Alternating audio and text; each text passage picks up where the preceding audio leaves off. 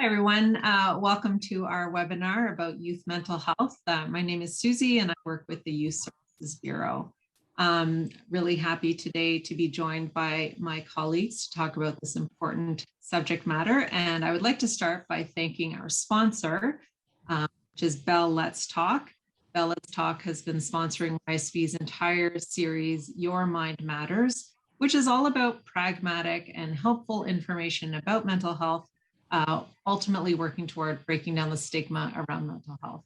And today's webinar touches very closely on exactly that. And with that in mind, I will turn it over to my colleague, Michelle. So welcome to our practical survival guide for parenting teen mental health and offering real life tips. We are so glad that you are joining us today. We will be giving you concrete strategies as sentence starters about talking to teens and mental health. My name is Michelle Earle, and I'm a social worker who has been working at Youth Services Bureau Mental Health for over 20 years. My name is Christy Kopchik, and I'm the mom of a teen with mental health challenges and also program manager at Pleo Parents Lifeline. One thing we hear from parents all the time is just tell me exactly what to say. They're looking for concrete ways to start a conversation, and they don't want to mess it up. It can be concerning for them to think about, what if I say the wrong thing? What if I don't have the right answer? And it can prevent us as parents from going there, but they really need us to. Here are some ideas to get that conversation kicked off in the right way. As Chrissy has mentioned, it's important before we get into these conversations just to make sure that we've taken a few breaths and that we're also coming in it in a calm way. So be mindful of the time and the place where we have these conversation starters. Make it easier to have a private and open discussion. This is not the time to get things that are stressful off your chest to your youth. Doing something light with them, such as going for a walk or a drive in the car.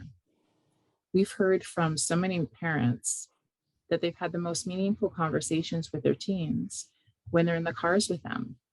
Some youth don't necessarily really want that eye-to-eye contact. So when you're having these conversations, just sort of do it in a way that it's relaxed and you're looking at them and maybe looking away. And really listen to them and give 100% of your attention. Another thing to kind of keep in mind is to make sure that some of the technology is all away. Put the phone away. Another thing to consider is that you don't have to have all the right answers.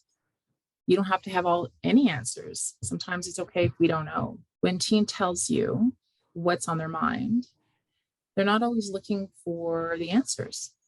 They're looking for a sounding board to someone who they can talk to without being judged. Take their concerns seriously, even if they seem trivial or exaggerated. Remember, to them, it's huge. Empathy is really about putting yourself in their shoes. In a sentence, in response back to what they say, it can sound like, that sounds really hard. Thank you for opening up to me. I don't have a perfect answer to fix it, but I want you to know you're not alone in this. You've got me. You can identify their emotions. It sounds like you're sad. It sounds like you're feeling super anxious. It helps if we remain calm ourselves, no matter what they say. Sort of use your poker face to show just love and connection and embrace of whatever they say.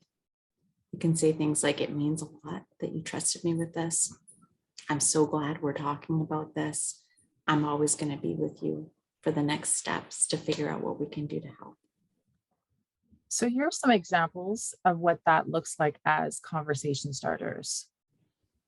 It's normal to struggle sometimes, and it's okay to talk about it. How are you really doing? I'm worried about you and wondering if you're feeling okay.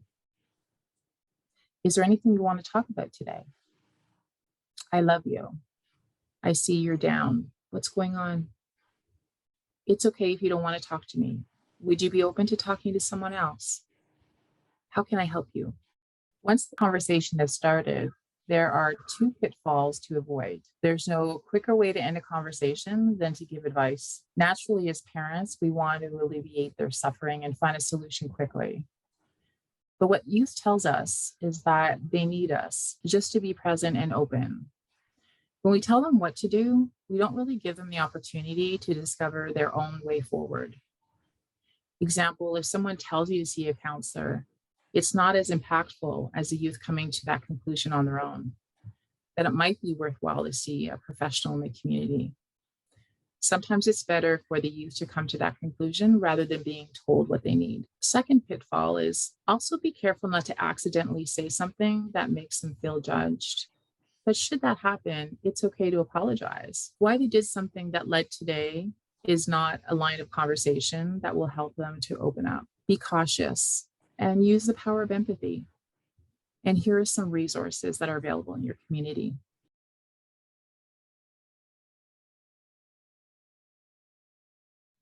All right, so I'd just like to thank Michelle from YSB and Christy from Pleo for their time today. We welcome your questions and comments. You can reach us easily at communication@ysb.ca, and I will share your question with either Michelle or Christy or both. Please keep in mind that both YSB and Pleo are online, easy to find here in Ottawa, Youth Services Bureau or Pleo, and we share updates there.